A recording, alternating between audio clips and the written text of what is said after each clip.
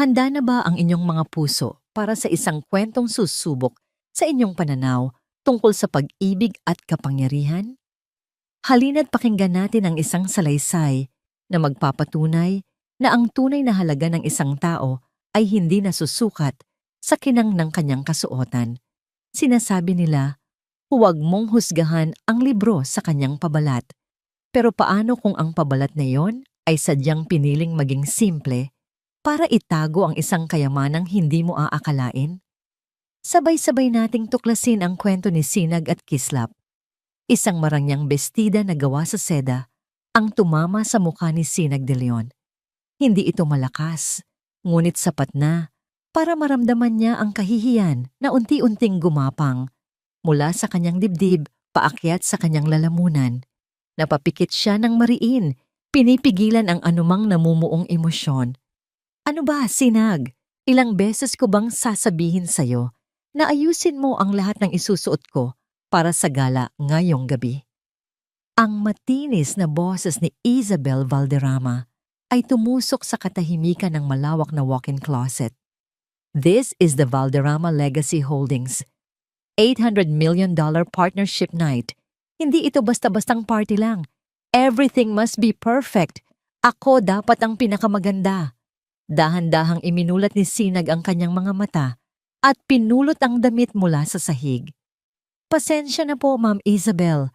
Sisiguraduhin ko pong magiging perpekto ang lahat. Sagot niya sa isang boses na pinilit niyang maging kalmado at propesyonal. Ito ang mantra niya sa loob ng 3 taon bilang personal na katulong ng mga Valderrama. Lunukin ang pride, itago ang sakit, at gawin ang trabaho. Pagdating sa Dasilangan Grand Hotel, ang karangyaan ng paligid ay tila sumisigaw ng kapangyarihan. Ang mga naglalakihang chandelier ay parang mga bituin na nahulog mula sa langit. Ang mga bisita na pawang nabibilang sa alta sosyedad ay abala sa pagpapakitang gilas ng kanilang mga mamahaling alahas at kasuotan. Para kay Sinag, na nakatayo sa isang sulok at laging nakaantabay sa utos ng kanyang mga amo, ang gabing ito ay isa lamang mahabang pagtitiis. Habang inaayos ang pagkakatiklop ng panyo sa bulsa ng suit ni Mr. Rocco Valderrama, ang CEO, may isang pamilyar na mukha siyang natanaw sa gitna ng mga catering staff na naghahain ng inumin. Nakasuot ito ng puting uniforme, may bitbit na tray ng mga baso ng champagne. Bahagyang nanlaki ang mga mata ni Sinag. Ang mga matang yon, ang bahagyang pagkakunot ng noo kapag seryoso. Kislap. Mahinang usal niya sa sarili. Nang magtama ang kanilang mga mata, isang maliit na ngiti ang sumilay sa labi ng lalaki. Lumapit ito sa kanya ng may pag-aalinlangan. Sinag, ikaw nga, sabi nito. Ang boses ay mas malalim na kaysa sa naaalala niya. Taga-Baryo Amihan, hindi ako pwedeng magkamali. Isang mainit na pakiramdam ang dumaloy sa puso ni Sinag. Isang dagli ang ginhawa mula sa tensyon ng gabi. Kislap Montenegro, anong ginagawa mo rito? Kumusta ka na? Hindi niya napigilan ang sarili ng ngumiti. Ang payat na batang lalaki na dati niyang kalaro sa ilog ng Baryo Amihan ay isa na ngayong matipunong lalaki. Kahit sa simpleng uniforme, bakas pa rin ang dignidad sa tindig nito. Maayos naman. Nagtatrabaho? Simpleng sagot ni Kislap at may kung anong lungkot na dumaan sa mga mata nito. Ikaw, mukhang malayo na ang narating mo. Sasagot pa sana si Sinag nang biglang dumating si Rocco na may matalim na tingin. Sinag! What are you doing chit-chatting with the help? May mantsa ang baso ko, palitan mo. Agad na yumuko si Sinag. Pasensya na po, sir. Kukuha na sana siya ng bagong baso nang may hindi inaasahang nangyari. Sa pag-ikot ni Kislap, bahagyang natabig ng kanyang siko ang braso ni Rocco, dahilan para matapon ang kaunting laman ng wine glass nito sa mamahaling sapatos ng CEO. Isang nakabibinging katahimikan ang namayani sa kanilang paligid. Wala kang kwenta, sigaw ni Rocco, ang muka ay namumula sa galit. Hindi ka ba tumitingin sa dinadaanan mo? Alam mo ba kung magkano itong sapatos na to? Baka katumbas na ng buong buhay mo. Lalong namutla si Kislap. Paumanhin po, sir. Hindi ko po sinasadya. Ngunit hindi pa tapos ang mag-asawa. Lumapit si Isabel. Ang mukha ay puno ng pandidiri. Honey, look at this waiter. Ang dungis na nga. Lampa pa. Mga ganitong klaseng tao ang sumisira sa imahe ng party natin.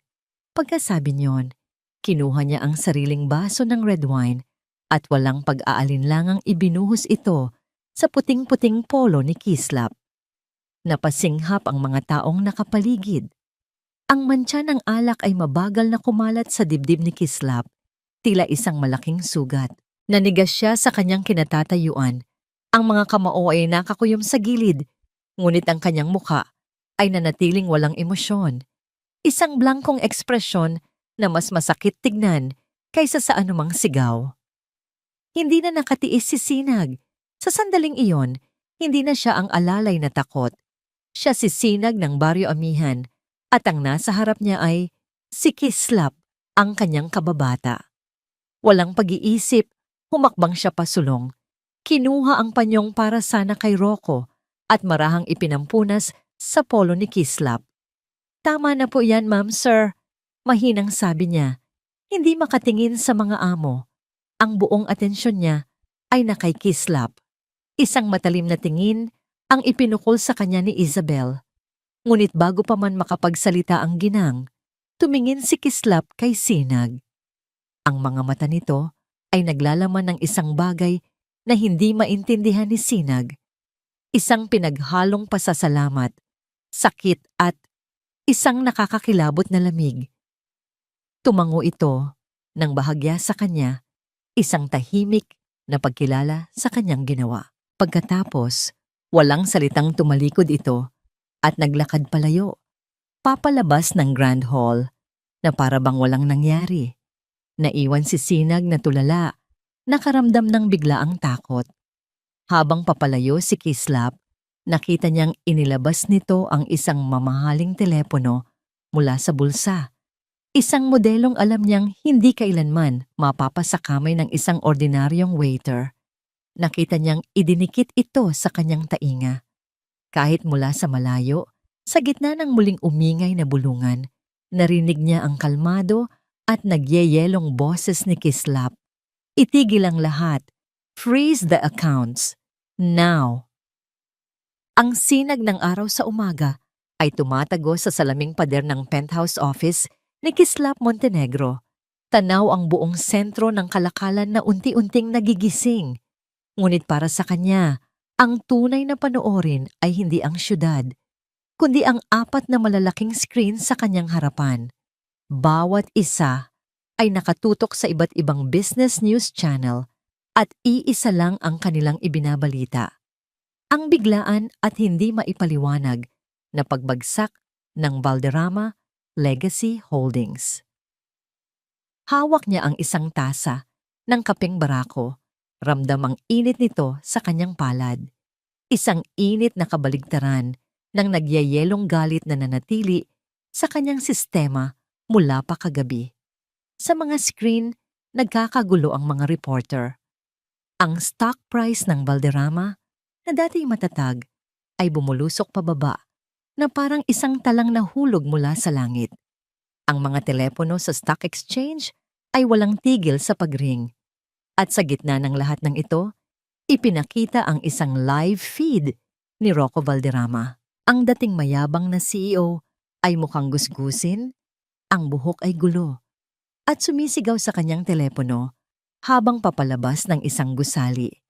Ang bawat salita niya ay puno ng pagkasindak at kawalan ng paniniwala. Isang malamig na ngiti ang sumilay sa labi ni Kislap. Ito ang tagumpay. Ito ang pakiramdam ng kapangyarihan. Isang bagay na ipinagkait sa kanya kagabi.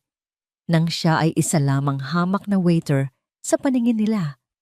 Ang mantsa ng red wine sa kanyang uniforme ay tila multo na bumabalik sa kanyang alaala. Ngunit ngayon, ang multong iyon ay nagdudulot ng kakaibang kasiyahan. I-access mo ang security footage mula sa main hall ng Silangan Hotel kagabi. Utos niya sa kanyang AI system. Sa isang iglap, ang isa sa mga screen ay nagbago. Lumitaw ang eksena kung saan siya ay pinapahiya. Napanood niyang muli ang pagbuhos ni Isabel ng alak sa kanyang dibdib, ang pagtawa ng mga nakapaligid, ang pagyurak sa kanyang pagkatao. Muling kumuyom ang kanyang kamao. Ngunit pagkatapos, lumitaw sa screen si Sinag. Napanood niya kung paanong walang pag-aalinlangan itong lumapit sa kanya, kung paano nito ginamit ang sariling panyo para subukang linisin ang mantsa. Nakita niya ang tapang at pag-aalala sa mga mata nito, isang kislap ng kabutihan sa gitna ng karumihan ng gabing iyon. Pinindot niya ang pose, ang imahe ni Sinag na bahagyang nakayuko habang pinupunasan ng kanyang polo ay nanatili sa screen. Ang nangiti ng tagumpay sa kanyang labi ay napalitan ng isang bagay na mas komplikado, pagtataka. Bumalik sa kanyang isipan ang isang malayong alaala sa Baryo Amihan. 10 taong gulang pa lamang siya noon, payat at laging gutom. Nakaupo siya sa ilalim ng puno ng mangga. Tinitignan ng ibang mga bata na may baon. Lumapit sa kanya ang isang batang babae na may 2 tirintas, si Sinag. Walang salitang hinati nito sa gitna ang kanyang tinapay at iniabot sa kanya ang kalahati. Para sa'yo, sabi ng batang si Sinag. Sabi ni nanay, mas masarap ang pagkain kapag may kahati. Noon pa man, si Sinag na ang tanging sinag sa madilim niyang mundo. At kagabi, sa gitna ng mga buwitre ng alta sosyedad, ito pa rin ang nag-iisang taong nagpakita sa kanya ng respeto. Isang intercom beep ang pumutol sa kanyang pag-iisip. Sir, your executive team is ready. Tumayo si Kislap. Ang lamig ay bumalik sa kanyang tindig. Pumasok siya sa conference room kung saan naghihintay ang kanyang mga pinagkakatiwalaang tauhan. Good morning, bati niya. Ang boses ay matigas at walang emosyon. As you all know, Valderrama legacy is bleeding. I want us to be the sharks that smell the blood. Simula ng pagbili sa mga natitira nilang assets na may halaga, i-pressure ang mga bangko na singilin ang kanilang mga utang. Walang ititira. Gusto kong maramdaman nila ang pakiramdam ng mawalan ng lahat. Nagkaroon ng sandaling katahimikan bago tumango ang kanyang team at nagsimulang magtrabaho. Muli siyang bumalik sa kanyang opisina, ngunit ang atensyon niya ay muling napunta sa news channel. Isang reporter ang humarang kay Rocco Valderrama. Mr. Valderrama, sino po sa tingin ninyo ang may kagagawa nito? May ideya po ba kayo kung bakit biglang umatras ang inyong mystery investor? Huminto si Rocco, humarap sa kamera. Ang mukha ay puno ng galit at desperasyon. Wala akong ideya kung sino ang investor na yan, but I know who to blame for last night's bad luck. Ang walang kwenta kong assistant, si Sinag de Leon. Siya ang nagdala ng malas sa event. She's fired. Publicly, I am firing her. Kung nakikinig ka man, Sinag, huwag ka nang magpapakita sa akin kailanman. Napatayo si Kislap. Mula sa kanyang upuan, ang tasa ng kape ay halos mabasag sa kanyang pagkakahawak. Ang apoy ng galit sa loob niya ay muling nagliyab. Ngunit sa pagkakataong ito, hindi ito para sa kanyang sarili. Para ito kay Sinag. Idinawit siya. Ginamit siyang dahilan. Isang inosenteng tao na ang tanging kasalanan ay ang pagpapakita ng kabaitan. Hindi ito pwede. Pinindot niya ang intercom. Ang boses niya ay mababa, ngunit puno ng panganib. Carla, tawag niya sa kanyang executive assistant. May ibibigay akong pangalan. Sinag de Leon, dating assistant ng mga Valderrama. Yes, sir? Hanapin mo siya. Alamin mo lahat. At pagkatapos, bigyan mo ng offer na hindi niya matatatanggihan. Ang pakiramdam ng pagiging pinagtitinginan ay parang libu-libong karayom na tumutusok sa balat ni Sinag. Habang inilalagay niya ang kanyang iilang gamit sa loob ng isang karton, ramdam niya ang bawat bulungan, ang bawat pasimpleng sulyap mula sa mga dati niyang katrabaho. Sila, na dati ngumingiti sa kanya kapag kailangan nila ng pabor, mula kay Mr. Valderrama, ay ngayoy tinitingnan siya na parang isang sakit na nakakahawa. Napanood niyo ba sa balita? Siya daw ang sinisisi ni Sir Rocco. Rinig niyang sabi ng isa. Kawawa naman si Sir, dahil lang sa isang incompetent na assistant. Gumuho ang lahat. Sabi ko na nga ba, may dalang malas yan eh. Hindi sila tinignan ni Sinag. Itinuon niya ang kanyang buong atensyon sa pag-aayos ng kanyang mga gamit. Isang picture frame kasama ang kanyang pamilya. Isang maliit na halaman na halos mamatay na.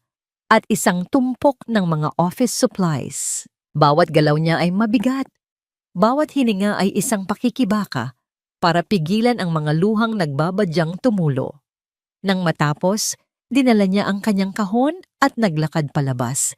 Hindi lumingon kahit isang beses. Ang kanyang maliit na inuupahang kwarto sa syudad ay tila lalong sumikip ng gabing iyon.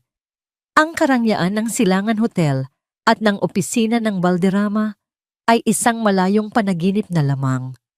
Ang katotohanan ay ang mga pader na nagbabalat ang pintura, ang tumutulong gripo sa lababo, at ang malamig na kapirasong tinapay na nagsisilbi niyang hapunan. Umupo siya sa gilid ng kanyang kama, yakap-yakap ang kanyang mga tuhod, at doon, sa kaligtasan ng kanyang munting espasyo, hinayaan niyang bumuhos ang mga luha. Umiyak siya para sa nawalang trabaho, para sa kahihiyang idinulot sa kanya, at higit sa lahat, para sa pamilya niya sa Baryo Amihan. Paano na ang gamot ng kanyang ina? Ang pag-aaral ng bunso niyang kapatid. Nang tumunog ang kanyang telepono, agad niyang pinunasan ang kanyang mga pisngi. Nakita niya ang pangalan ng kanyang ina. Huminga siya ng malalim, pinipilit na gawing masigla ang kanyang boses bago sumagot. Nay, kumusta po? Ayos lang kami dito anak. Masayang sagot mula sa kabilang linya. Ikaw ang kumusta dyan? Nabalitaan namin sa TV. May malaking problema daw sa kumpanya ninyo. Hindi ka ba naapektuhan? Isang pamilyar na bigat ang dumagan sa kanyang dibdib. Hindi po, Nay. Sa ibang department po yon. Okay na okay lang po ako dito. Katatapos lang nga po ng trabaho. Pagsisinungaling niya. At bawat salita ay parang lason sa kanyang dila. Mabuti naman kung ganun anak.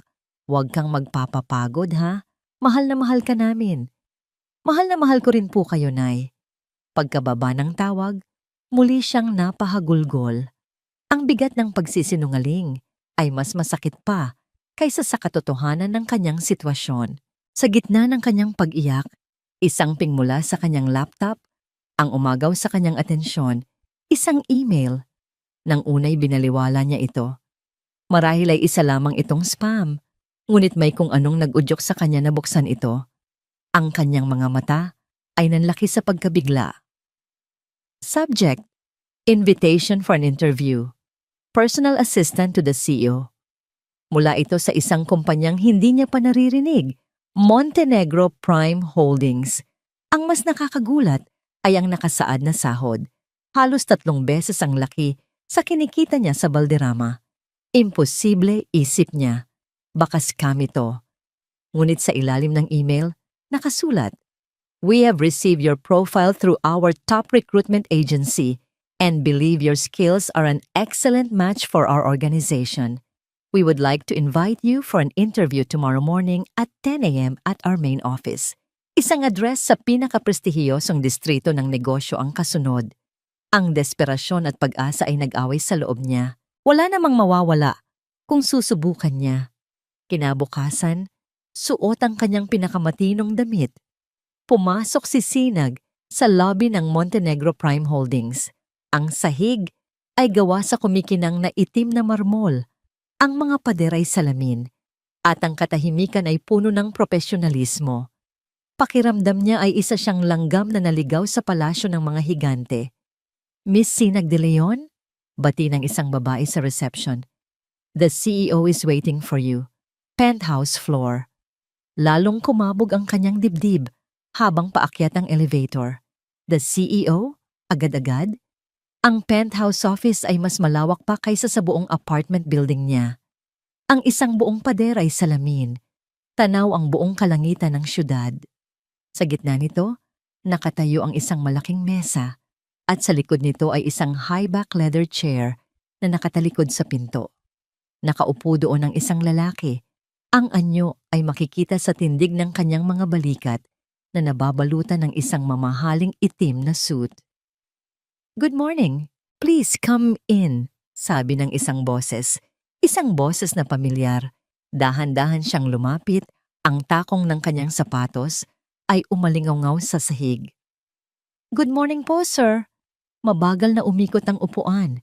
Ang puso ni Sinag ay tila tumigil sa pagtibok. Ang lalaking nakaupo roon na may malamig na awtoridad sa kanyang mga mata at may suot na damit na nagkakahalaga marahil ng isang taon niyang sahod ay hindi iba. Siya ang lalaking binuhusan ng alak, ang lalaking ipinahiya, ang waiter, ang kanyang kababata. Tumingin ito sa kanya, walang bakas ng ngiti, tanging isang seryosong tingin na tila tumatagos sa kanyang kaluluwa. "Kumusta, Sinag?" sabi ni Kislap Montenegro. Ang boses ay kalmado at puno ng kapangyarihan. "Welcome to my company." Nakatayo si Sinag sa gitna ng malawak na opisina. Ang hangin ay tila ninakaw mula sa kanyang mga baga. Ang isipan niya ay isang ipo-ipo ng mga tanong at hindi makapaniwalang mga imahe. Ang lalaking ito, ang CEO ng Montenegro Prime Holdings, ang misteryosong investor na nagpabagsak sa mga Valderrama, ay si Kislap, ang Kislap na kababata niya. Paano? Iyon lamang ang salitang nagawang lumabas sa kanyang mga labi, isang mahinang bulong. Paano nangyari ito? Tumayo si Kislap mula sa kanyang upuan at dahan-dahang lumakad palapit. Ang bawat hakbang ay may bigat ng kapangyarihan. Huminto siya sa tapat ng salaming pader. Nakatanaw sa syudad sa ibaba. Mahabang kwento, Sinag. Sabihin na lang natin na ang mundo ay mas maliit kaysa sa inaakala natin, sabi niya. Ang boses ay kalmado pa rin. Ang mahalaga, alam ko kung ano ang pinagdaanan mo sa mga Valderrama. Nakita ko at alam kong mas karapat dapat ka sa mas magandang pagkakataon. Ang pagkalito ni Sinag ay mabilis na nahaluan ng hinala. Ang lahat ng nangyari ay nagsimulang magkabuhol-buhol sa kanyang isip. Ang gabi ng gala, ang pag-atras ng investor, ang pagbagsak ng kumpanya, ang pagkasira ng buhay niya. "Ikaw," sabi niya, ang boses ay bahagyang nanginginig sa pagsasakatuparan. "Ikaw ang may gawa ng lahat ng ito. Ikaw ang dahilan kung bakit nawalan ako ng trabaho." Humarap si Kislap sa kanya. Sa unang pagkakataon, nakita ni Sinag ang isang kislap ng emosyon sa mga mata nito, isang bakas ng galit. Sila ang may kasalanan, hindi ako. Sila ang yumurak sa'yo, sila ang yumurak sa akin. Ang ginawa ko ay pagbibigay lamang ng leksyon. Humakbang ito palapit, at hindi pa ako tapos. Iyon ang sandaling naintindihan ni Sinag, hindi ito isang simpleng job interview. Ano ang kailangan mo sa akin? Tanong niya ng may pag-iingat. Bumalik si Kislap sa kanyang mesa at umupo. Muling isinuot ang maskara ng isang walang pusong CEO. "Simple lang ang alok ko, Sinag. Magtrabaho ka para sa akin. Bilang personal assistant ko. Ang sahod mo, triple ng kinikita mo dati. May sarili kang opisina. Lahat ng benepisyo. Isang buhay na hindi mo akalaing posible. Ang alok ay parang isang panaginip. Isang sagot sa lahat ng kanyang mga problema. Ngunit alam niyang may kapalit. Laging may kapalit. At ano ang kondisyon? Isang manipis na ngiti ang sumilay sa labi ni Kislap. "Kailangan ko ng tulong mo para tuluyang wakasan ang Valderrama legacy. Ikaw ang nakakaalam ng mga sikreto nila, ng mga kahinaan nila. Ikaw ang nasa loob. Kailangan ko ng impormasyon na tanging ikaw lang ang makakapagbigay." Para siyang binuhusan ng malamig na tubig. Gusto mong gamitin kita para sirain sila?" Gusto kong tulungan mo akong bigyan ng hustisya ang mga taong inapi nila. Pagtatama ni Kislap, ang boses ay naging mas matigas. Hindi mo ba nakikita? Matagal na nilang ginagamit ang kanilang kapangyarihan para saktan ang mga maliliit na tao. Matagal bago pa ang gabing iyon, may utang na sa akin si Rocco Valderrama. Ikinuwento niya ng pahapyaw ang tungkol sa isang business deal noon kung saan nilinlang siya ni Rocco. Isang dahilan kung bakit kinailangan niyang magsimula muli mula sa wala. Ang kwento ay nagbigay ng bigat sa kanyang paghihiganti, ngunit para kay Sinag, ang hinihiling nito ay napakabigat pa rin. Umiling siya. Hindi ko kaya, Kislap. Kahit ano pa ang ginawa nila sa akin, hindi ko kayang gawin yan. Hindi ako ganyang klaseng tao. Tumayo siyang muli. Ang pagkadismaya ay bakas sa kanyang mukha. Talaga? Ang Sinag na kilala ko sa Baryo Amihan ay hindi uurong sa tama. Hindi niya hahayaan na may mga sa iba nang walang kalaban-laban. Sila ang nagdulot sa iyo ng kahihihiyan, Sinag. Sila ang sumira sa pangalan mo. At wala kang gagawin? Ang mga salita niya ay tumama. Ngunit ang takot at ang nakasanayang pagiging sunod-sunuran ay mas malakas. Hindi ko kaya, ulit niya, at tumalikod na para umalis. Pag-isipan mo'y Sinag, ang huling sinabi ni Kislap. Ang alok ko ay mananatili hanggang mamayang gabi. Pagkatapos niyan, bahala ka na sa buhay mo. Naglakad si Sinag palabas ng gusali na parang isang zombie. Ang isip niya ay gulong-gulo. Sa isang banda, ang alok ni Kislap ay isang lason. Sa kabilang banda, ito rin ang tanging lunas na nakikita niya. Pagdating niya sa kanyang apartment, sinalubong siya ng isang piraso ng papel na nakadikit sa kanyang pinto. Kinuha niya ito. Ang mga kamay ay nanginginig. Final eviction notice. Ang mga salita ay tila sumasayaw sa kanyang paningin. Mayroon na lamang siyang 1 linggo para bayaran ang 3 buwang upa kung hindi ay mapapalayas siya. Napasandal siya sa pinto at dahan-dahang napaupo sa sahig. Ang papel ay lukot na sa kanyang kamay. Ang mukha ng kanyang ina. Ang pangarap ng kanyang kapatid. Ang kahihiyan ng pagiging palaboy sa syudad. Lahat ay bumagsak sa kanya ng sabay-sabay. Wala siyang pagpipilian. Kinuha niya ang kanyang telepono. Hinanap ang numero na ibinigay sa email at idinayal ito. Matapos ang 2 ring, isang pamilyar na boses ang sumagot. Montenegro. Huminga ng malalim si Sinag, pinipigilan ng isang hikbi. Tinikom niya ang kanyang mga mata at tinanggap ang kanyang kapalaran.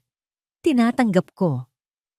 Ang unang linggo ni Sinag sa Montenegro Prime Holdings ay parang panaginip at bangungot na pinagsama. Ang kanyang sariling opisina, na may bintanang tanaw ang buong syudad, ay isang bagay na hindi niya kailanman inakala. Ang mga kasamahan niya ay propesyonal at magalang. Ang teknolohiyang ginagamit nila ay parang galing sa hinaharap. Bawat araw, pakiramdam niya ay isa siyang dayuhan na sinusubukang matutunan ang wika ng isang bagong mundo. At sa gitna ng lahat ng ito, nandoon si Kislap. Hindi na siya ang malamig na CEO na humarap sa kanya noong unang araw. Hindi rin siya ang kababatang si Kislap na puno ng tawa. Ang boss niya ay isang palaisipan, isang taong strikto at seryoso sa trabaho. Ngunit may mga pagkakataong nakikita niya ang bahagyang paglambot sa mga mata nito. Noong minsan na natapunan niya ng kape ang ilang mahahalagang dokumento, inasahan na niya ang sigaw. Ngunit sa halip, inabutan lamang siya ni Kislap ng basahan. Okay lang yan, Sinag. Papel lang yan, sabi nito, at matiyagang tinulungan siyang maglinis. Ang simpleng aksyon na yon ay mas malakas pa sa anumang salita. Ito ay ang kabaligtaran ng lahat ng naranasan niya sa mga Valderrama.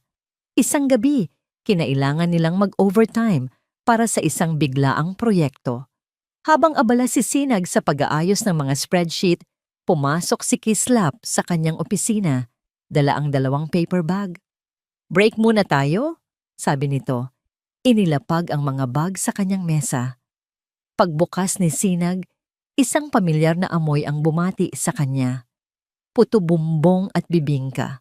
Ang paborito niyang kakanin na laging binibili ng tatay niya tuwing Pasko sa Baryo Amihan. Napatingin siya kay Kislap. Ang kanyang mga mata ay nagtatanong. Naalala ko lang, sabi ni Kislap na para bang nabasa ang kanyang isip. Umupo ito sa upuan sa tapat niya. Paborito mo yan. Dati, tinitingnan lang kita mula sa malayo habang kumakain ka niyan. Isang ngiti ang gumuhit sa labi ni Sinag. Isang tunay at mainit na ngiti. Naaalala mo pa pala. Sa pagitan ng pagkain, ang formalidad sa pagitan nila ay unti-unting nawala. Napalitan ito ng mga kwento tungkol sa ilog, sa mga puno ng aratiles na inaakyat nila, sa matandang tindera na laging nagbibigay sa kanila ng libreng candy. Sa mga sandaling iyon, hindi siya ang assistant at hindi rin ito ang CEO. Sila lang si Sinag at si Kislap ng Baryo Amihan. Ang kilig na naramdaman niya ay banayad, parang isang mainit na kumot sa isang malamig na gabi. Ngunit alam niyang may mga bagay pa rin itong itinatago.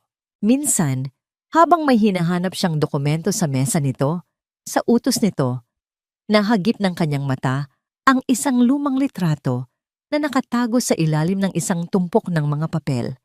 Isang batang kislap na may ngiting hanggang tenga, nakaakbay sa isang matandang lalaki na may mabait na mukha. Hindi niya ito kilala. Nang makita ni Kislap na hawak niya ito, mabilis niya itong kinuha mula sa kanyang kamay. Ang kanyang mukha ay biglang naging seryoso. Private yan, sabi nito sa maikling salita. Bago ibalik ang litrato, sa ilalim ng mga papel, tila isang lihim na muling ikinukubli. Ang init na naramdaman ni Sinag kanina ay biglang napalitan ng lamig. Ang pader sa pagitan nila, na panandali ang gumuho, ay muling itinayo ni Kislap ng mas mataas at mas matibay.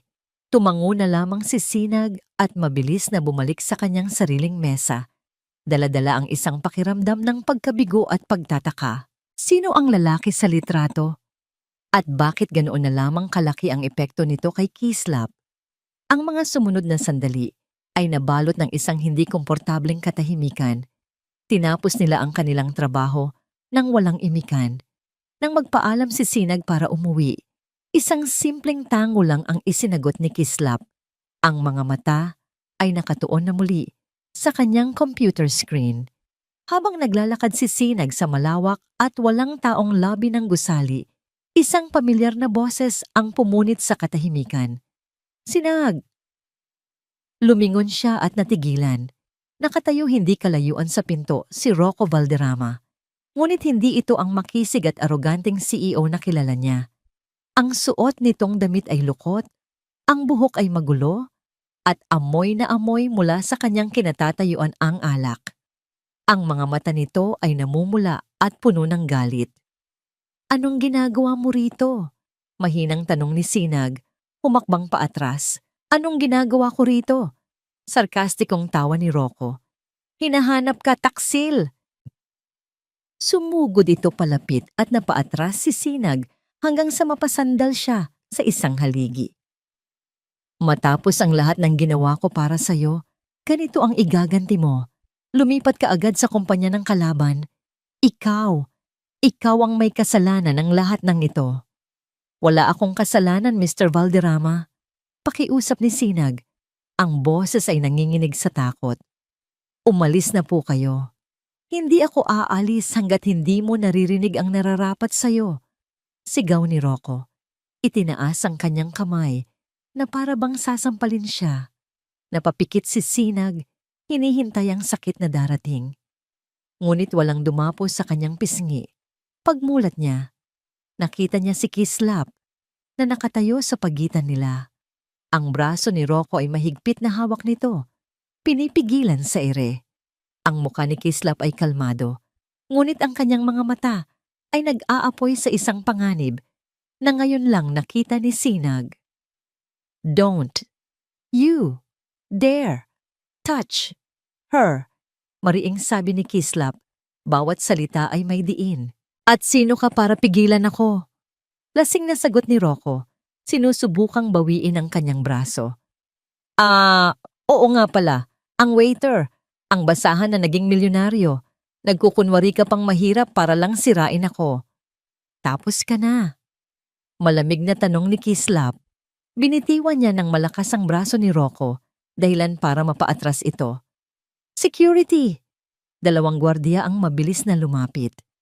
Ilabas ninyo ang basurang ito, utos ni Kislap, at siguraduhin ninyong hindi na siya muling makakatapak sa gusaling ito.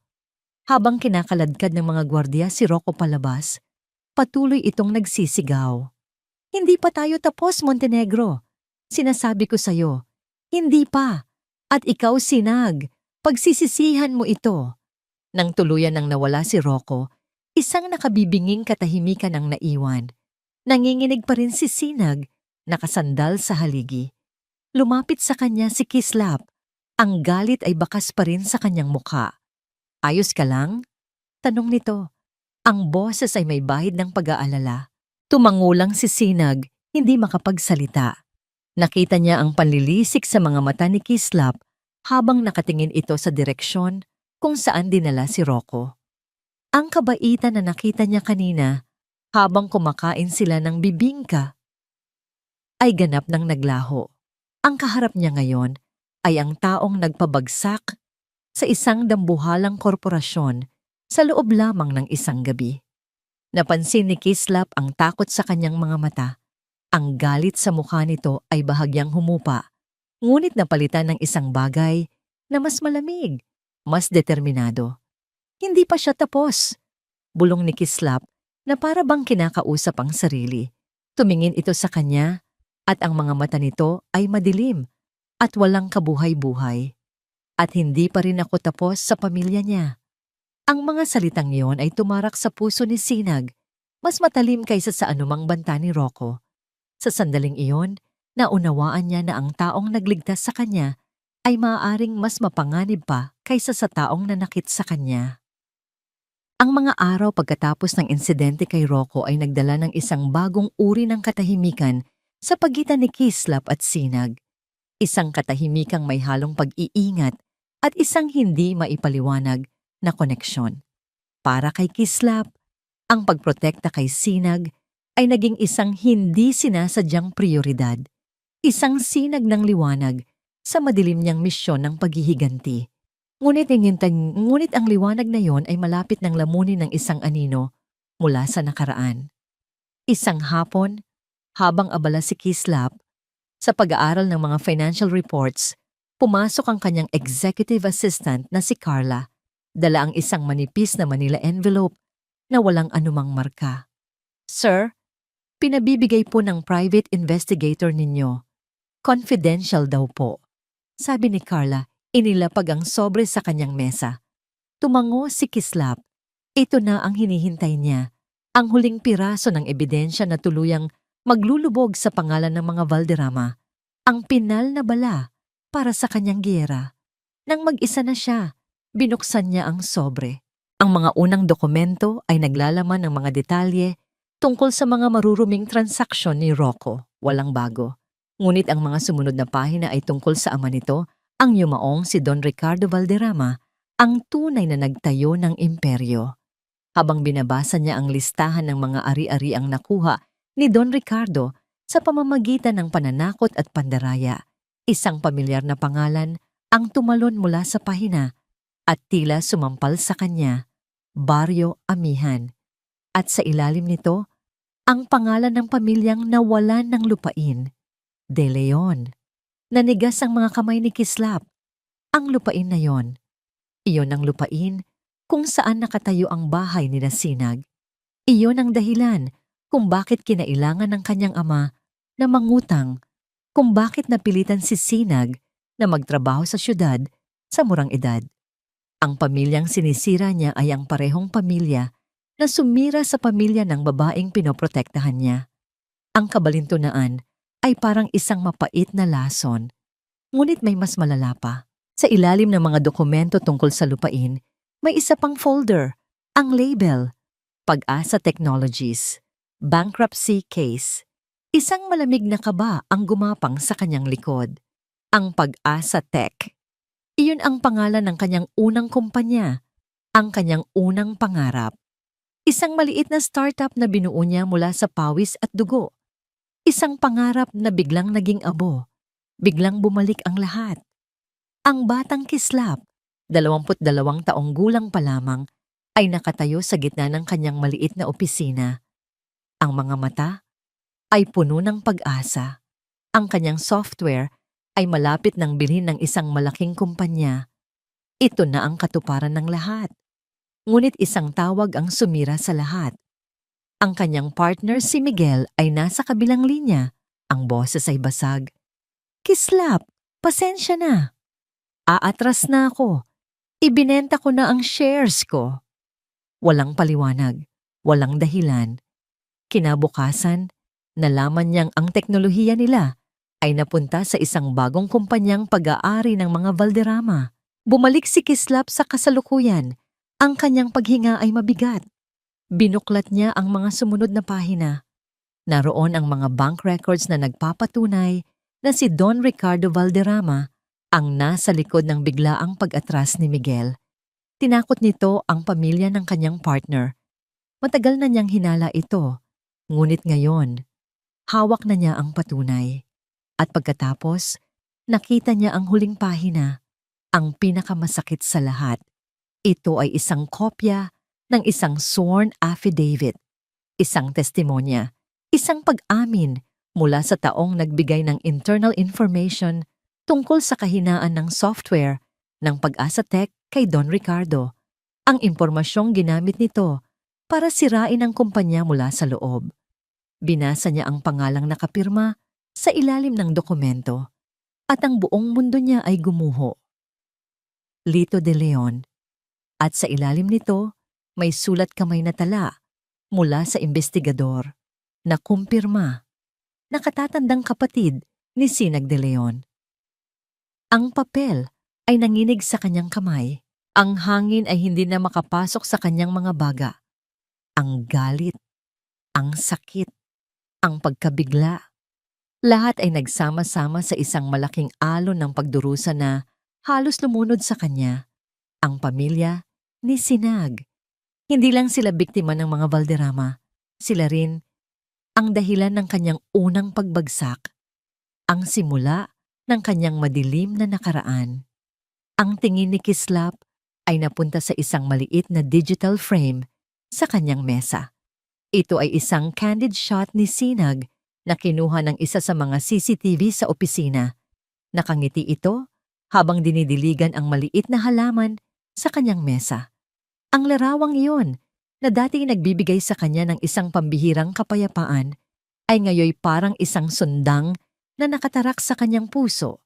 Ang lahat ng kabaitan, ang lahat ng pag-aalala, ang lahat ng koneksyon. Kasinungalingan lang ba ang lahat? Ginagamit lang ba siya ulit? Hindi. Alam niya, sa kaibuturan ng kanyang puso, na ang Sinag na kilala niya ay hindi gagawa ng ganoon.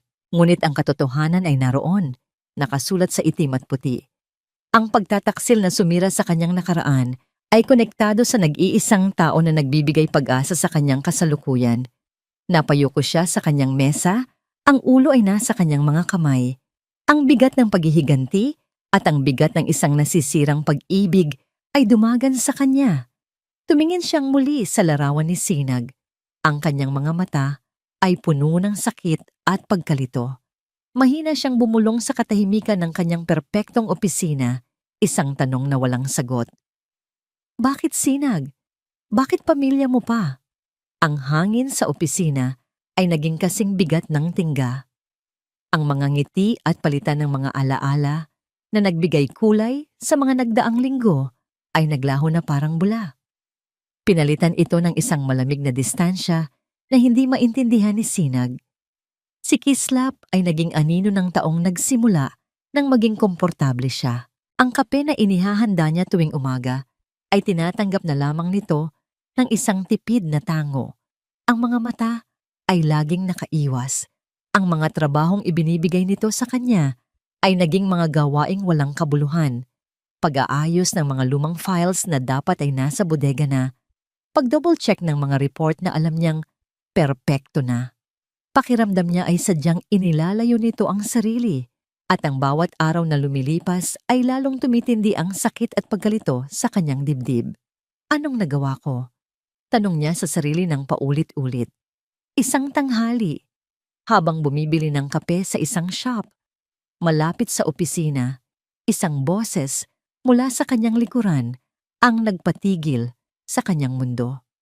Mukhang mahirap magtrabaho para sa isang taong hindi mo lubos na kilala. Lumingon si Sinag at natigilan. Si Rocco Valderrama, ngunit hindi na ito ang lasing at gusgusing lalaki na sumugod sa labi. Kahit bahagyang pagod ang itsura, mayroon ng kalkulado at mapanganib na kislap sa kanyang mga mata. Mr. Valderrama! Sabi ni Sinag, handa nang umalis. Sandali lang, pigil ni Rocco, humakbang palapit. May kailangan ka lang malaman para sa kapakanan mo. Umupo ito sa isang bakanting mesa at itinuro ang upuan sa tapat. Umupo ka, Sinag. May ipapakita ako sa'yo. Sa kabila ng kanyang pag-aalinlangan, may kung anong nag-udyok kay Sinag na sundin ito. Inilabas ni Rocco ang isang folder at marahang itinulak ito sa ibabaw ng mesa palapit sa kanya. Ano to? Tanong ni Sinag. Ang katotohanan, simpleng sagot ni Rocco. Hindi ba't nagtataka ka kung paano kanya nahanap agad? Kung bakit sa dinami-dami ng tao, ikaw ang kinuha niyang assistant? Binuksan ni Sinag ang folder. Ang kanyang mga mata ay nanlaki sa mga dokumentong nakita niya. Mga papeles tungkol sa isang lumang kumpanya, ang Pag-asa Technologies, at sa isang pahina, isang affidavit, isang testimonya, at sa ilalim nito, isang pirma na napakabilis niyang nakilala, ang pirma ng kanyang Kuya Lito. Hindi totoo yan. Nanginginig na, sabi ni Sinag. Itinutulak palayo ang folder. Basahin mo. Mahinahong utos ni Rocco na may halong tagumpay sa kanyang boses. Ang kuya mo. Siya ang nagtaksil kay Kislap noon. Siya ang dahilan kung bakit nawala ang una niyang kumpanya. At ang lahat ng ito, itinuro ni Rocco ang folder. Alam na niya ang lahat, Sinag, mula pa sa simula. Ang bawat salita ni Rocco ay parang isang patalim na unti-unting ibinabaon sa kanyang puso. Kaya kanya kinuha, patuloy ng demonyo sa kanyang harapan. Dahil ang paghihiganti niya ay hindi lang para sa akin o sa pamilya ko. Para rin yan sa pamilya mo. Ginamit ka lang niya, Sinag, para makaganti hindi lang sa akin, kundi sa kuya mo. 2 ibon sa isang bato. Tumayo si Sinag, ang kanyang paghinga ay hirap. Ang mga tingin ng ibang tao sa coffee shop ay tila mga mapanghusgang matang nakatutok sa kanya. Sinungaling ka. Talaga ba? Hamon ni Rocco. Tawagan mo ang kuya mo. Ngayon din, tanungin mo siya. Nanginginig ang mga kamay na kinuha ni Sinag ang kanyang telepono. Nagmamadali siyang lumabas ng shop. Ang hangin sa labas ay hindi sapat para punan ang kanyang mga baga. Idinayal niya ang numero ng kanyang kapatid. Sinag, napatawag ka? Masayang bati ni Kuya Lito mula sa kabilang linya. Kuya, simula ni Sinag, ang boses ay basag. Totoo ba? Tungkol sa Pag-asa Technologies, kay Kislap, totoo. Hindi niya natapos ang kanyang tanong. Ang katahimikan sa kabilang linya ay isang dagundong sa kanyang tainga. Sinag, ako. Hindi ko sinasadya. Nauutal na sabi ni Lito. Matagal na yon. Pinilit lang ako. Hindi na narinig ni Sinag ang mga sumunod na salita. Ibinaba niya ang telepono. Ang pagkumpirma, kahit hindi diretsahan, ay isang malakas na sampal. Ang lahat ay totoo. Ang kabaitan ni Kislap, ang mga alaala ng Baryo Amihan na pinagsaluhan nila, ang pag-aalala nito sa kanya.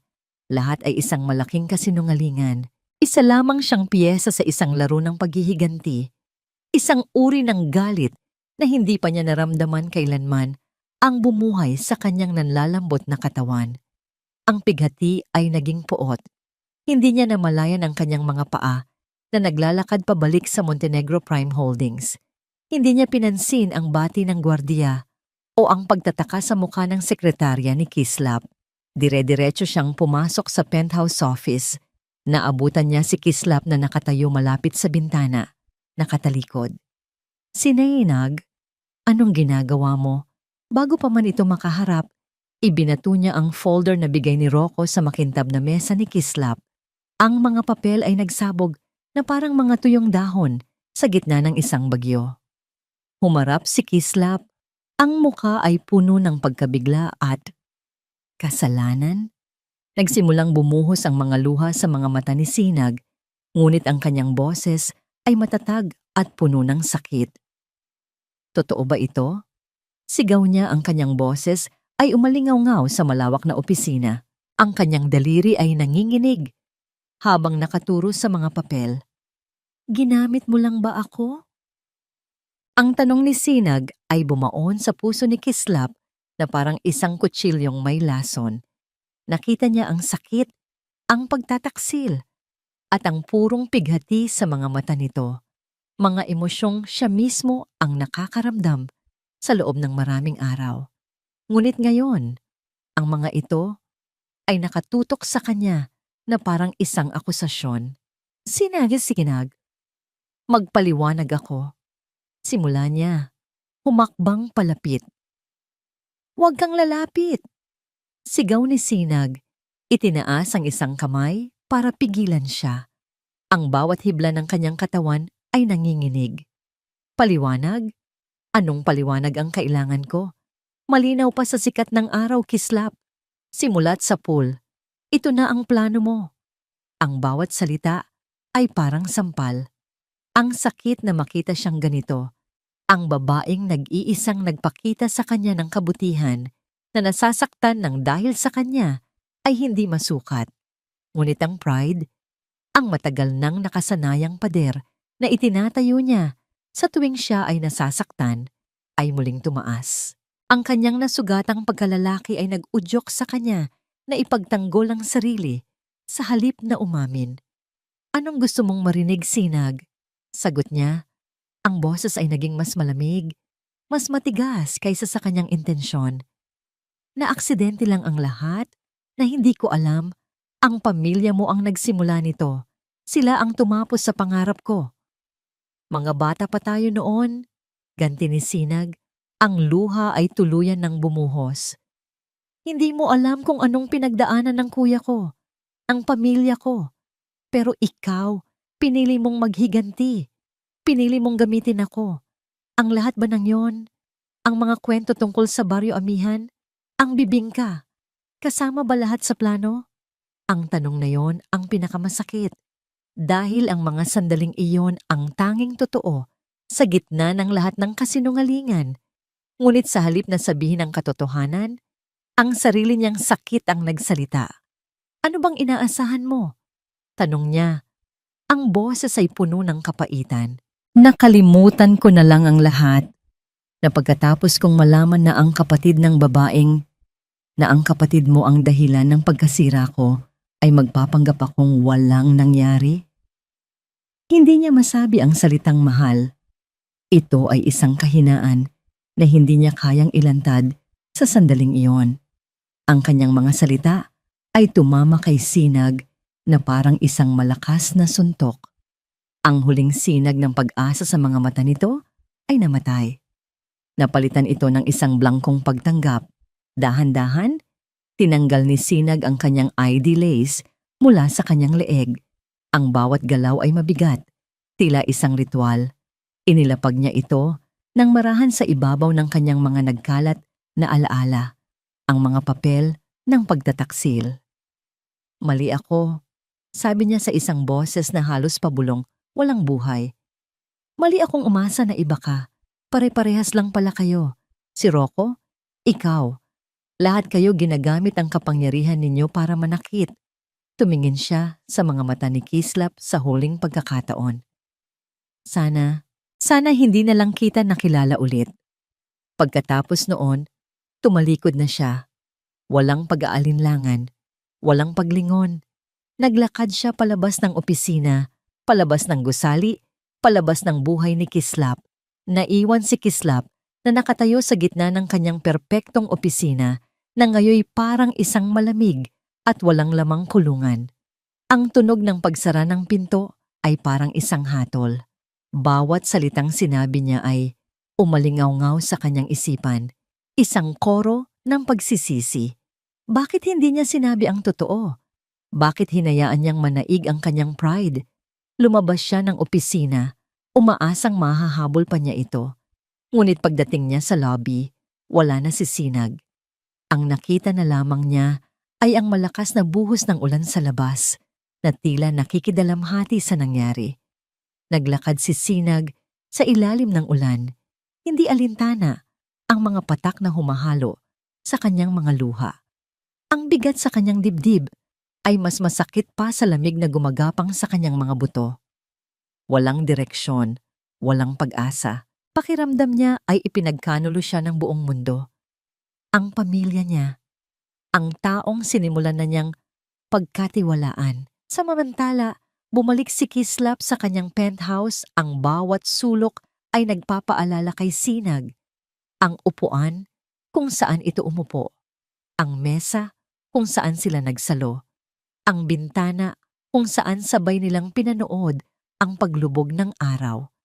Napasuntok siya sa makapal na salaming pader, ngunit hindi man lang ito nayanig. Isang perpektong simbolo ng kanyang sitwasyon, nakakulong sa isang toreng gawa sa pera at kapangyarihan, ngunit sa loob ay durog na durog. Nakuha na niya ang kanyang paghihiganti. Malapit na, ngunit sa proseso, nawala sa kanya ang nag-iisang bagay na mas mahalaga pa sa lahat ng kanyang yaman. Nawala na sa kanya si Sinag. Habang nakatayo siya roon, nag-iisa at basag, tumunog ang kanyang telepono. Isang hindi rehistradong numero. Montenegro. Sagot niya. Ang boses ay walang buhay. Mukhang nawawala ang paborito mong laruan, sabi ng isang pamilyar at mapanuyang boses sa kabilang linya. Si Rocco. Alam mo, naisip ko, dahil kinuha mo ang lahat sa akin, kukunin ko rin ang isang bagay na mahalaga sa'yo. O sabihin na nating, mahalaga sa babaeng mahalaga sa'yo. Nanigas si Kislap. Anong pinagsasabi mo? Isang mahinang ungol ang narinig niya sa background. Isang boses na pamilyar. Pasensya na, Kislap, sabi ng boses, puno ng takot. Si Kuya Lito. Rocco, wag mong gagawin ang iniisip ko. Banta ni Kislap. Ang dugo ay biglang umakyat sa kanyang ulo. Huli na ang lahat, Montenegro. Tumawa si Rocco. Pinadalhan na kita ng address. Mag-isa kang pumunta. Ikaw at ang buong yaman mo, ipagpapalit sa buhay ng isang taksil. Tingnan natin kung gaano katotoo ang pagiging bayani mo. Ang tawag ay naputol. Ang katahimikan na naiwan ay mas nakakatakot kaysa sa anumang sigaw. Ang biyahe pauwi sa Baryo Amihan ay isang mahabang panalangin na binalot ng katahimikan. Bawat kilometrong nilalakbay ng bus palayo sa syudad ay 1 kilometrong paglayo sa sakit, ngunit 1 kilometrong paglapit sa isang katotohanang kailangan niyang harapin. Wala na ang mga luha, napalitan ito ng isang matigas at malamig na determinasyon. Hindi na siya iiyak, hindi na siya magiging biktima. Kailangan niya ng sagot. Pagbaba niya sa terminal, ang amoy ng basang lupa at sariwang hangin ay sumalubong sa kanya. Ang Baryo Amihan, ang lugar kung saan nagsimula, at marahil kung saan din magtatapos ang lahat. Naabutan niya ang kanyang Kuya Lito sa kanilang bakuran, nag-aayos ng isang sirang silya. Ang mga balikat ay hukot sa bigat ng isang problemang hindi nakikita. Nang makita siya nito, ang pagkagulat sa mukha nito ay mabilis na napalitan ng hiya. Anong ginagawa mo rito? Hindi siya sumagot. Dire-diretso siyang pumasok sa kanilang maliit na bahay na gawa sa kahoy at umupo sa hapagkainan. Sumunod si Lito. Ang bawat hakbang ay mabigat. Kuya, kailangan nating mag-usap. sabi ni Sinag. Ang boses ay kalmado ngunit may diin. Wala nang lihiman, wala nang takot. Gusto kong malaman ang lahat. Napayuko si Lito, hindi makatingin sa mga mata ng kapatid. Doon, sa ilalim ng liwanag ng isang mahinang bombilya, ang kanyang matapang na kuya ay tila naging isang batang natatakot. At nagsimula siyang magkwento. Ang kwento ay hindi tungkol sa kasakiman, kundi sa desperasyon. Ikinuwento niya kung paano sila nilapitan noon ni Don Ricardo Valderrama, ang ama ni Rocco. Kung paano sila tinakot na kapag hindi ibinenta ang kanilang lupain sa murang halaga, hindi lang ito mawawala sa kanila, kundi baka pati sila ay mawala. At nang malaman ni Don Ricardo na may connection siya sa startup company na kalaban nito sa negosyo, ginamit nito iyon. Sabi niya, kapag hindi ako sumunod, mawawala ang lupain natin. At baka pati kayo ni nanay. Basag ang boses ni Lito. Ang mga luha ay nagsimulang mamuo sa kanyang mga mata. Bata pa ako, Sinag. Natakot ako. Ang tanging nasa isip ko ay, iligtas kayo. Hindi ko alam na sisirain ko ng ganito ang buhay ng kaibigan mo. Habang nakikinig, ang galit sa puso ni Sinag para sa kanyang kapatid ay unti-unting natunaw at napalitan ng awa. Nakita niya hindi ang isang traidor, kundi ang isang kapatid na nagkamali dahil sa pagmamahal at takot. Tumayo siya, lumapit dito at niyakap ito ng mahigpit. Shh! Tama na, kuya. Sa yakap na yon, isang kapatawaran ang ibinigay. Nang kumalma na si Lito, may kinuha ito mula sa isang lumang baul. Isang sobrang naninilaw na sa katagalan. Matagal ko na itong itinago. Sabi niya, iniabot ito kay Sinag. Isang liham para kay Kislap. Isinulat ko to 1 linggo matapos ang nangyari. Ilang beses kong sinubukang ipadala. Pero paano? Anong sasabihin ko sa taong sinira ko? Dala ng hiya, itinago ko na lang. Kinuha ni Sinag ang liham. Ito ang ebidensya, ang patunay ng pagsisisi ng kanyang kuya. Ang susi na maaaring magbukas sa puso ni Kislap. Ngunit para saan pa? Huli na ang lahat. At sa sandaling iyon, tila dininig ng tadhana ang kanyang kawalan ng pag-asa. Tumunog ng malakas ang telepono ng kanilang ina. Mabilis itong sinagot ng ginang, ngunit ang kanyang masayang bati ay napalitan ng isang nakakakilabot na sigaw. Ano? Anong nangyari sa anak ko? Napatingin si Sinag at Lito sa kanilang ina, na namumutla at nanginginig. Anak! Sigaw ng ina nila kay Sinag. Ang telepono ay halos malaglag sa kamay. Ang kuya mo? Kanina lang. Paglabas niya para bumili ng suka, may mga lalaking humila sa kanya pasakay sa isang itim na van. Nakita ng kapitbahay. Ang liham sa kamay ni Sinag ay tila naging yelo. Ang kanyang dugo ay nagyelo sa kanyang mga ugat. Itim na van. Bigla ang pagdukot. Isa lang ang nasa isip niya.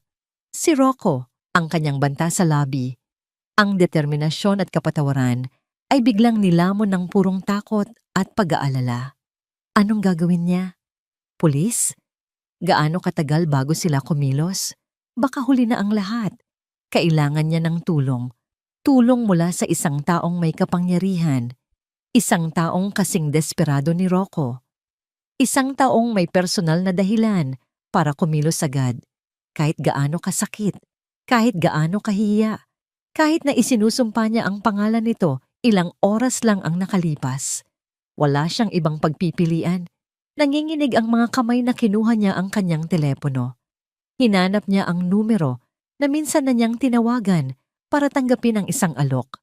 Ngayon, tatawagan niya ito para sa isang pagsusumamo. Nang marinig niyang sumagot ito sa kabilang linya, hindi na niya napigilan ng hikbi na kumawala mula sa kanyang dibdib. Ang lahat ng tapang na inipon niya ay gumuho. Kislap, umiiyak na sabi niya. Ang bawat salita ay isang pakiusap. Tulungan mo ako. Kinuha siya ni Rocco. Ang biyahe papunta sa address na ipinadala ni Rocco ay binalot ng isang kuryenteng hindi kayang putulin. Si Kislap ang nagmamaneho. Ang mga kamay ay mahigpit na nakahawak sa manibela. Ang mga mata ay matalim na nakatuon sa daan. Ang bawat ugat sa kanyang panga ay bakas. Isang testamento sa galit at pag-aalalang pinipigilan niya.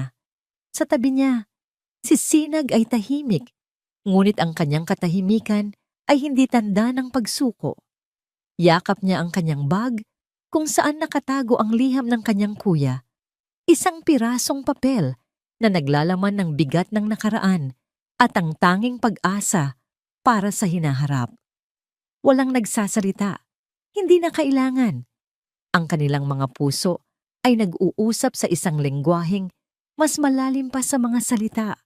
Sa bawat sulyap ni Kislap sa kanya, nakikita ni Sinag hindi ang bilyonaryong naghahangad ng ganti, kundi si Kislap ng baryo amihan na handang suungin ang panganib para sa kanya. Sa bawat paghinga ni Sinag, naririnig ni Kislap hindi ang babaeng nasaktan niya, kundi ang babaeng nagbibigay sa kanya ng dahilan para maging mas mabuting tao. Ang lugar ay isang abandonadong bodega sa dulo ng syudad, kinakalawang at nilulumot. Isang perpektong lugar para sa mga lihim at kasamaan. Pagbaba nila ng sasakyan, ang tanging ilaw ay mula sa isang solitaryong poste na nagbibigay ng mahabang anino sa kanilang daraanan. Dito ka lang, mariing sabi ni Kislap. Hindi, matigas na sagot ni Sinag. Kasama ako. Pamilya ko ang nasa loob. Utang ko to sa inyong dalawa. Nakita ni Kislap ang determinasyon sa mga mata nito. Hindi na ito ang babaeng yumuyuko na lamang. Tumango siya. Sabay silang pumasok sa madilim na bodega. Sa gitna ng malawak na espasyo, sa ilalim ng isang nag-iisang bombilya, nakatali sa isang upuan si Lito, may mga pasa at takot sa mukha. Sa tapat nito, naglalakad-lakad na parang isang hayop sa kulungan si Rocco Valderrama. Nang makita sila, isang mapanuyang ngiti ang gumuhit sa kanyang mga labi. Look who's here! Ang magiting na tagapagligtas at ang kanyang tapat na alalay. Sarkastikong sabi ni Rocco. Ang ganda ng love story ninyo. Nakakaiyak. Pakawalan mo na siya, Rocco, sabi ni Kislap. Ang boses ay kalmado, ngunit may bigat ng bakal. Ako ang kailangan mo, hindi siya. Tumawa ng malakas si Rocco, isang tawang basag at puno ng kabaliwan. Ikaw? Oo, ikaw nga. Pero naisip ko, mas masakit kung ang taong pinakamalapit sa puso niya ang magbabayad. Tumingin siya kay Sinag. Tama ba ako, Kislap? Mahal mo siya, di ba? Ang tanga mo. Pag-ibig, yan ang pinakamalaking kahinaan. Ang pag-ibig ang tanging bagay na hindi mo kayang bilhin o sirain, Rocco. Matapang na sagot ni Sinag, humakbang pasulong. At ang paghihiganti, hindi ito magbibigay sa iyo ng kapayapaan. Kapayapaan? Sigaw ni Rocco. Wala ng kapayapaan simula nang ipanganak ako sa apelyidong Valderrama. Ang ama ko, tinuruan niya akong maging number 1. Walang puwang ang pagkatalo. At ngayong nawala ang lahat dahil sa'yo, dinuro niya si Kislap. Anong kapayapaan ang sinasabi mo? Sa sandaling iyon, inilabas ni Sinag ang liham. Hindi pa huli ang lahat, Rocco. May pag-asa pa para sa pagsisisi at nagsimula siyang magbasa. Ang boses niya ay nanginginig ngunit malinaw. Binasa niya ang bawat salita ng paghingi ng tawad ng kanyang kuya, ang bawat pangungusap ng takot at pagsisisi. Nakinig si Rocco. Ang kanyang muka ay nagpapakita ng isang digmaan ng mga emosyon. Ngunit sa huli, umiling ito. Huli na. Hindi pa. Sabat ni Kislap. Ito na ang kanyang desisyon, ang kanyang pagtubos. Tumingin siya kay Rocco, hindi bilang kaaway, kundi bilang isang taong naligaw.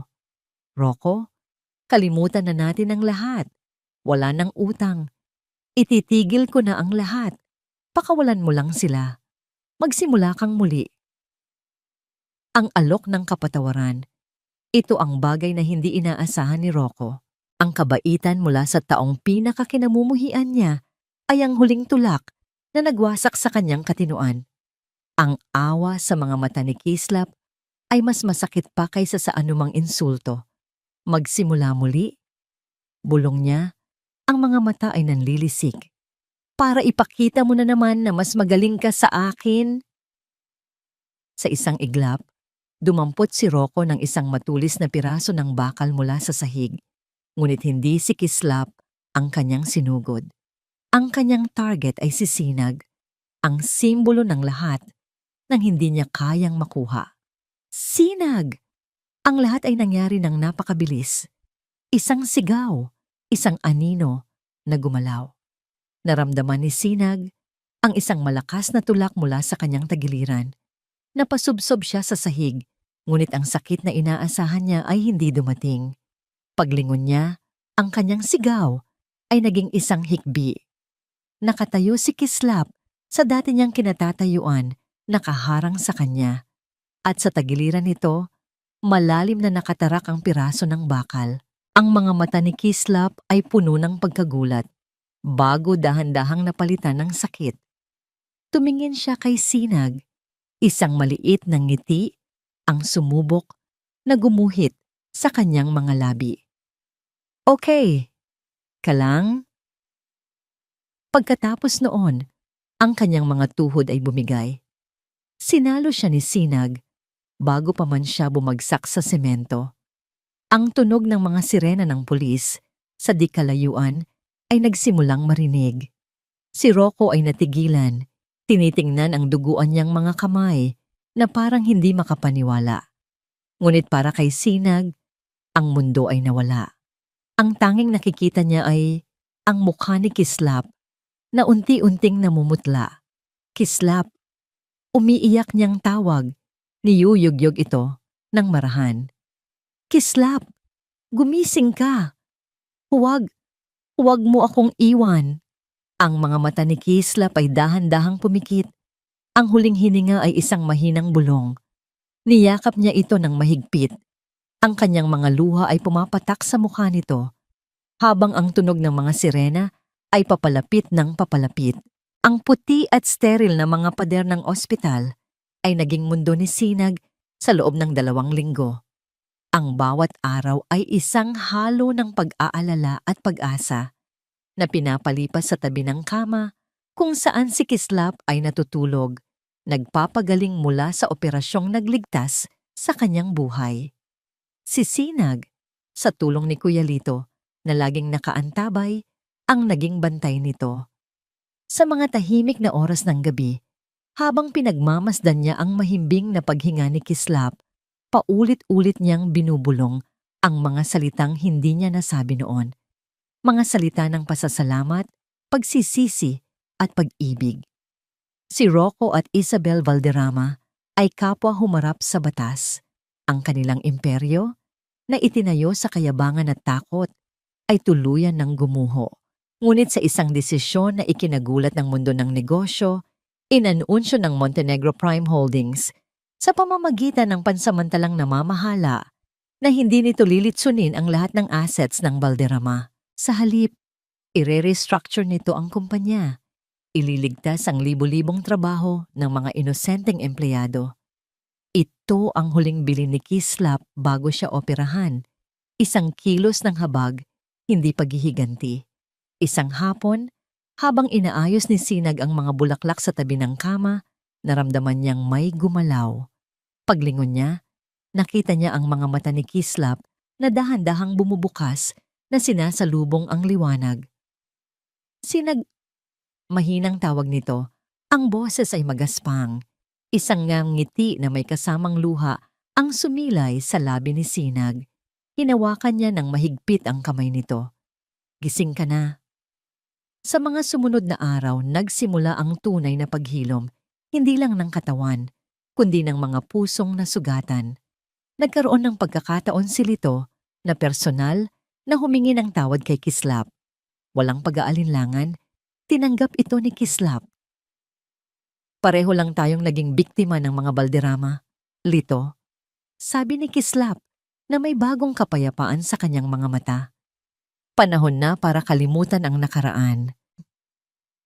Nang tuluyan ng makalabas si Kislap sa ospital, ang una niyang ginawa ay yayain si Sinag sa isang lugar. Hindi sa isang mamahaling restaurant o sa isang magarbong resort, kundi pabalik sa Baryo Amihan. Magkasama silang naglakad sa mga pamilyar na daan kung saan sila naglaro bilang mga bata. Sa ilalim ng puno ng mangga, ibinahagi ni Kislap ang litrato na dati niyang itinago. Ang litrato niya kasama ang matandang lalaki. Ito si Tatay Miguel, sabi niya. Hindi ko siya tunay na ama, pero siya ang kumupkop sa akin nang maulila ako. Siya ang kasosyo ko sa Pag-asa Tech. Itinuring niya akong anak. Ang paghihiganti ko, hindi lang para sa akin, para rin sa kanya. Sa wakas, naintindihan ni Sinag ang lalim ng sakit na pinagdaanan ni Kislap. Huminto sila sa harap ng isang malawak na lupain kung saan dating nakatayo ang kanilang mga bahay. Doon, may nakatayong isang malaking sign. Dito itatayo ang Amihan Community Center and Livelihood Program, isang proyekto ng Montenegro Prime Holdings. Napatingin si Sinag kay Kislap. Ang kanyang mga mata ay puno ng pagtataka at pasasalamat. Ibinabalik ko lang ang dapat ay sa inyo, sabi ni Kislap. Pero sa pagkakataong ito, para na sa buong baryo. Para wala ng lito na mapipilitang gumawa ng maling desisyon dahil sa takot. Ang araw ay dahan-dahang lumulubog sa abot tanaw. Nag-iiwan ng mga kulay kahel at rosas sa kalangitan. Naglakad sila papunta sa dalampasigan kung saan ang mga alon ay marahang humahalik sa buhangin. Huminto sila at pinanood ang tahimik na paglubog ng araw. Noon, basag ni Kislap sa katahimikan, akala ko ang kapangyarihan ang kailangan ko para takpan ng sakit. Akala ko, kapag nakuha ko na ang lahat ng pera at impluensya, hindi na ako muling masasaktan o mamaliitin. Humarap siya kay Sinag. Ang kanyang mga mata ay sumasalamin sa ginintuang liwanag ng papalubog na araw.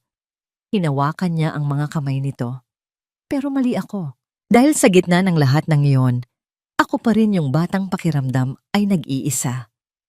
Sinag, patuloy niya, ang boses ay puno ng isang emosyong matagal niyang ikinubli. Ikaw pala ang kailangan ko. Hindi ang kayamanan, hindi ang paghihiganti, kundi ang sinag na magbibigay liwanag sa madilim kong mundo. Isang ngiti ang sumilay sa mga labi ni Sinag, isang ngiti na kasing liwanag ng kanyang pangalan. Itinaas niya ang kanyang kamay at marahang hinaplos ang pisngi ni Kislap. At ikaw naman ang Kislap na hindi ko alam na hinahanap ko pala. Doon, sa dalampasigan ng kanilang kabataan, habang ang mundo ay nababalot ng kapayapaan, ang kanilang mga labi ay nagtagpo. Hindi isang halik ng pagnanasa, kundi isang halik ng pag-uwi, ng kapatawaran, at ng isang bagong simula. Ang kanilang kwento, na nagsimula sa isang gabi ng paghuhusga, ay nagtatapos sa isang bukang liwayway ng walang hanggang pag-asa. At dito po nagtatapos ang ating kwento, isang salaysay na nagpapatunay na ang tunay na lakas ay hindi nakikita sa kapangyarihan o salapi, kundi sa kakayahang magpatawad at magmahal ng buong puso. Ang paghilom ay posible, lalo na kung meron kang isang taong magsisilbing sinag sa iyong buhay. Maraming salamat po sa inyong pakikinig at pagsama sa amin sa paglalakbay na ito ni Kislap at Sinag. Kung mayroon po kayong mga komento o kung anong uri ng kwento ang gusto ninyong marinig sa susunod, huwag po kayong mag-atubiling i-comment sa ibaba. Ang inyong boses ay mahalaga sa amin. Hindi dito nagtatapos ang ating paglalakbay. Marami pa pong kwentong kasing ganda at mas puno ng aral dito sa aming channel. Kung nagustuhan nyo ang kwentong ito, i-like, i-share sa pamilya at mga kaibigan. At mag-subscribe na rin para lagi kayong updated sa mga susunod pa naming kwento. I-click nyo ang notification bell para kayo ang unang makarinig kapag may bago kaming upload. Pagpalain po kayo ng Panginoon, kayo at ang inyong buong pamilya. Hanggang sa muli.